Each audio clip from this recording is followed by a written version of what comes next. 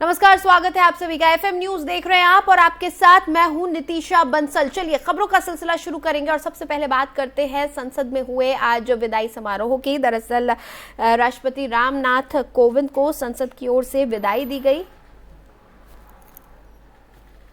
और राज्यसभा और लोकसभा दोनों सदनों के द्वारा संयुक्त रूप से विदाई समारोह का आयोजन किया गया। राष्ट्रपति रामनाथ कोविंद, उपराष्ट्रपति वेंकैया नायडू, पीएम मोदी, लोकसभा स्पीकर ओम बिरला समेत सभी वरिष्ठ संसद में मौजूद रहे। हालांकि सेंट्रल हॉल में हुए इस विदाई समारोह में सोनिया गांधी और राहुल गांधी मौजूद नहीं थे।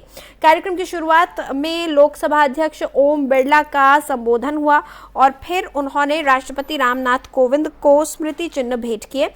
इसके बाद निवर्तमान राष्ट्रपति रामनाथ कोविंद संसद में विदाई भाषण उन्होंने दिया।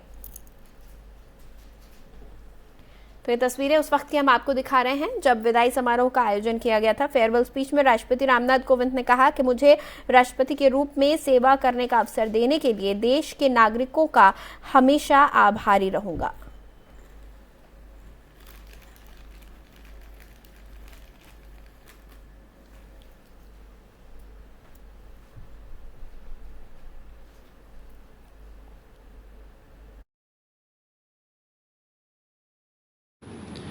पाँच साल पहले इसी सेंट्रल हॉल में मैंने राष्ट्रपति के पद की शपथ ली थी। सांसद होने के नाते आप सभी का इस लोकतंत्र के मंदिर में एक प्रतिष्ठित स्थान है और मेरे हृदय में भी आप सबके लिए एक विशेष स्थान है और सदैव बना रहेगा।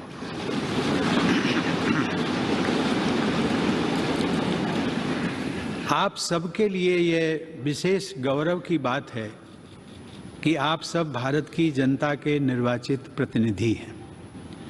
भारत की जनता ने आप सबके माध्यम से मुझे राष्ट्रपति के रूप में चुनकर देश की सेवा करने का अवसर प्रदान किया।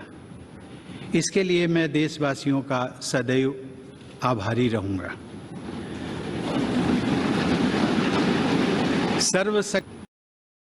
चलिए आगे बढ़ेंगे। बिहार आरजेडी अध्यक्ष जगनानंद सिंह ने बड़ा बयान दिया है। उन्होंने कहा कि सीएम की कुर्सी तेजस्वी यादव तय करेंगे। सहयोग करेंगे आप लोग सहयोग करेंगे। क्या नीतीश जी को आप लोग सहयोग करेंगे? नीतीश सहयोग की चीज है क्या?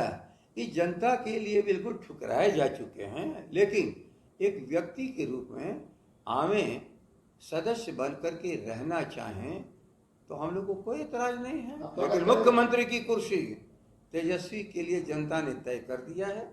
जनता का मैंडेट इन्होंने लूट किया, उसका प्रायश्चित करें कि जिसके लिए जनता मैंडेट दिया था, जनादेश दिया था, जिस पर इन्होंने डकैती डाली है, दंगाइयों उन्मादियों के कहने से माफी जनता से मांगे और तेजस्वी को सहयोग करेंगे आप लोग।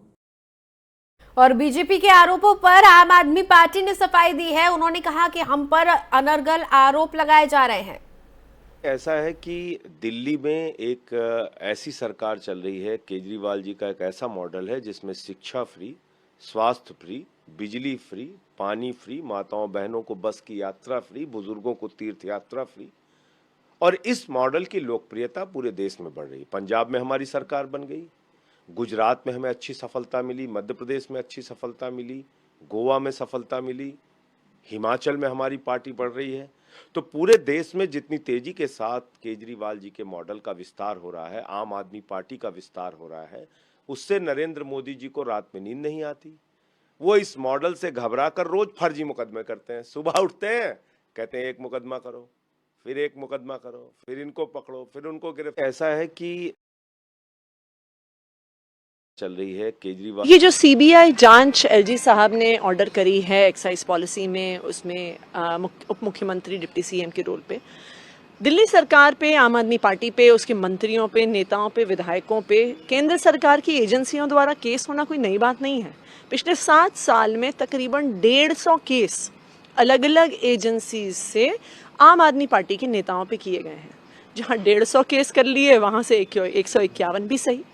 लेकिन आज तक सीबीआई लगाने के बावजूद, दिल्ली पुलिस लगाने के बावजूद, ईडी लगाने के बावजूद, इनकम टैक्स डिपार्टमेंट लगाने के बावजूद ये जो सीबीआई जांच एलजी साहब ने ऑर्डर करी है एक्साइज पॉलिसी में। और चलिए अब रुक करेंगे पश्चिम बंगाल का। पश्चिम बंगाल के कैबिनेट मंत्री और राज्य के पूर्व शिक्षा मंत्री पार्थ चटर्जी को प्रवर्तन निदेशालय ने शनिवार को कथित टीचर भर्ती घोटाले के आरोप में गिरफ्तार कर लिया है। ईडी ने अदालत से पार्थ चटर्जी की 2 दिन की रिमांड की मांग की थी, जिसे कोर्ट ने मंजूर करते हुए उन्हें ईडी की 2 दिन की रिमांड में भेज दिया है। हालांकि पार्थ चटर्जी के वकील सोमनाथ मुखर्जी ने इसका विरोध करते हुए कहा कि उनके मुवक्किल की तबीयत ठीक नहीं है। उन्होंने सीने में दर्द की शिकायत बताई है और हमने मांग की है कि अगर ईडी की हिरासत दी जाती है तो उन्हें उचित चिकित्सा सुविधाएं दी जानी चाहिए।